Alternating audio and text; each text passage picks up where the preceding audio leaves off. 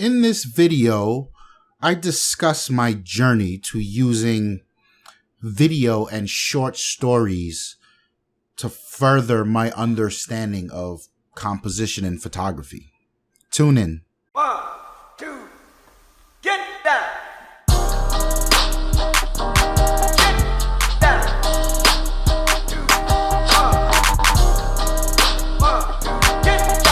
What is the deal, beautiful people? My name is Ramon. Welcome to my channel, and here I talk about any and everything photography. Not quite sure where I got the inspiration for this, but like many of you, I've got a ton of YouTubers I watch, and I really admire their, I don't know, it's usually like a 10 to 20 second drum up of a short story and a B-roll before they proceed into the video. I like these things and I always wanted to try it. So one day I just decided, let me try it, but I didn't want to just do exactly what they were doing. So I decided to sit down and come up with a narrative. And I wanted the narrative to be something that was authentic to myself, something that was meaningful to me, because I feel that as an artist, when you're pouring your perspective, your emotion, your side of life into a project, it'll always have an authentic feel to it. It'll always have legs. And there's somebody out there that'll connect to it because they connect to your perspective, and your perspective is driven by you as a person. So I wanted that to be my first foot forward. But of course, you know, composition in photography and video can be quite different. The rules can be the same, but still can vary quite a bit. And I guess I've done some video work here and there. I mean, we've got a ton of YouTube channels around here. For those of you who are not in the know, Lifestyles Defined is our main channel. Check that out. And Ignorant Gamers is our gaming channel. Check that out. I'll drop the links in the description below. So I've been doing video for a long time, but I've been doing this type of video, right? A lot of YouTube stuff. So I haven't particularly done any creative work when it comes to video. So I had to really invest some time into learning about composition when it comes to video, and learning the rules of motion when it comes to video. And to be honest with you, video is very complex. You not only have your rules of motion and your compositional rules, but then you've also got things like your the aesthetic of your motion. Do you want to go slow motion? Do you want to go 24 frames a second, which gives it a cinematic feel? Do you want to do 30 frames? Do you want to do a hyper realistic 60 frames a second? There's all these things, and then you got to account for sound. How are you using sound to really further the story and add to the composition? So there's a ton of work around video that when I stuck my foot in, it was kind of like, ooh, I might be in for a doozy here. But nonetheless, there were some similarities. Things like subject, right? Things like the scene, things like how I'm feeling. And those may sound familiar to you if you've seen my video on composition, and more particularly composition in photography. I'm of the opinion that composition is a vibe between three very specific things: the subject, the scene, and you as the storyteller or the photographer or the videographer. So yeah, it was a bit of a deep end for me to really figure out how to tie these things together to deliver a very purposeful narrative, and how to really invoke an emotion and lend a hand to someone willing to adhere to my perspective and draw them in to my perspective. It was a tough one. The end result was two videos. Hopefully you've seen by now. One is called We Bought a Rose Bush, and the second is Creativity Chose Me in 2020. Very short stories, very short narratives. But I think I've gained quite a bit from this process. For instance, the differences between composition and video and composition in photography are quite distinct, but they are more similar than you would think. For instance, in the videos, there's some very real foresight that I have to have into thinking, okay, I want a shot here of someone walking into the scene along those leading lines, and I want them walking away from me, because I don't want to see their face. I don't want their face to captivate the story or narrative I'm trying to tell, but I want what they're doing to lend to my vision and my narrative. I want them to be walking. I want their body language to speak volumes to how I'm feeling as I'm saying it. But I don't want their facial expression to take away, because maybe their body language fits what I want, but maybe their face says something more. Maybe it says more anguish. Maybe it says more sadness. Yes, these things can play hand in hand, but that's not what I want.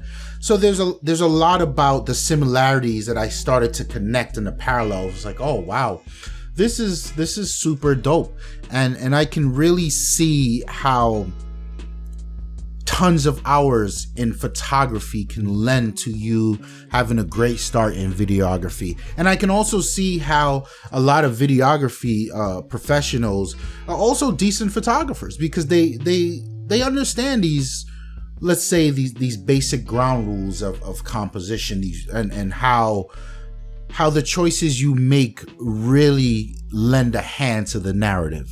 Before I continue, a quick break. I want to ask you guys a question. Have you ever thought about exploring videography to further your understanding of still photography? And if not, are you willing to? As always, in the description below, you will find links to not only my creative profile, but my creative portfolio, but also my professional portfolio. And there's a link to my Instagram, and there will be a link to my Discord group where I've created for us to hang out and just talk back and forth all day, every day. So a little bit about those two short stories I told you about, and they are on the channel. You can go back and watch them, and then maybe come back to this video and resume. The Rose Bush that video was inspired by still life.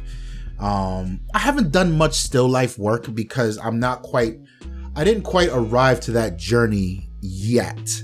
I've been doing a lot of macro work, and macro work is really allowing me to understand the details of inanimate objects. And as soon as I'm done with that, I probably got another few weeks. I got a few ideas I want to execute on. Then I'll come back to still life. And I'm very excited to get to still life. But the Rosebush video draws a lot of inspiration from still life. And I wanted to use an inanimate object.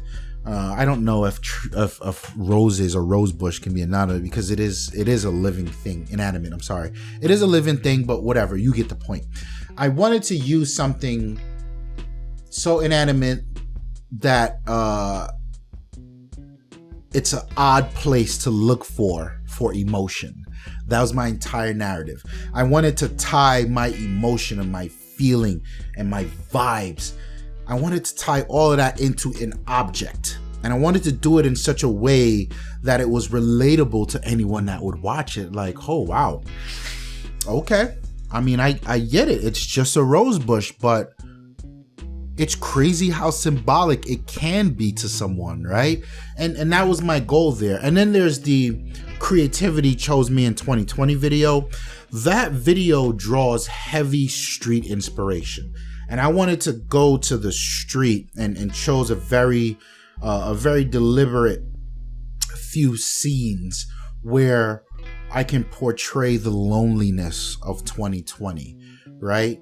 That feeling that you are the only one that's going through this. And I wanted to drive that narrative through that 2020 has been a complete beatdown for all of us. And I wanted to hone in on the fact that although you do feel lonely in what you're going through. You do feel lonely in your exile, in your quarantine world. But you're really not the only one. And for me, creativity was what I chose to lean on to pull me out of that place where there is loneliness, but in all actuality, because you're not the only one going through this, you're not alone. And we're all fighting this together. And I wanted to leverage creativity as an inspiration and as a tool to drive that narrative that, like, fam, we're all beat up right now, but we'll get through it. You know what I mean? Like, for me, this was creativity. What is it for you? And I wanted that video of Creativity Chose Me in 2020 to be a handoff to you. What is it that you have in your life that you can lean on that will drag you out of that dark place of 2020? And the very purposeful shots that I chose of, loneliness on the highway and the busyness of the highway and the slow motion to really cut through a lot of that fast-pacedness, but really the same thing we're looking at, but it's much more slow-paced because that's how we're forced to analyze things in today's world, from a very slow-paced narrative, because life has seemingly just cut its speed by 80%, right? And then we're on the street in some street scenes where things seemingly are the same, but they're not. You know what I mean? We're trying to get back to a place. New York is trying to get back on its feet. But is it though? Is it really? So yeah, the things I've learned around creating the narrative and creating a creative stepping stone for taking very literal and physical things into this sort of metaphoric place where they have these dual meanings for me, and that turns into relatability to you. Creating all of this structure around these short films has given me a wealth of experience, and really it satisfied the reason I chose to do it. Maybe I'll do short stories going forward. I don't know. I quite enjoy the process, and it's super dope. It's super cool.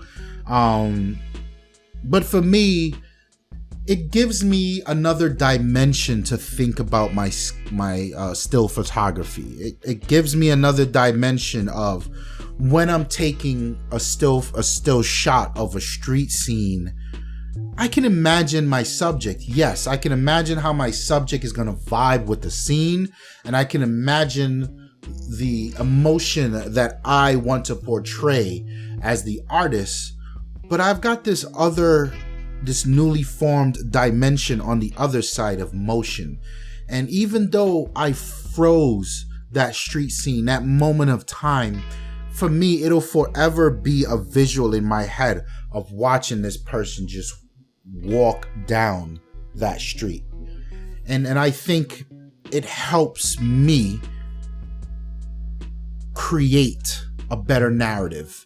It helps me to create a more vivid inspiration for the scene. And I hope that makes sense. It's a very complex thing to try to explain, but I hope you're walking with me. If you like the video, hit the like button. Subscribe if you will. Plenty more content coming. And my name is Ramon, and I'll see you around. Peace. 1, 2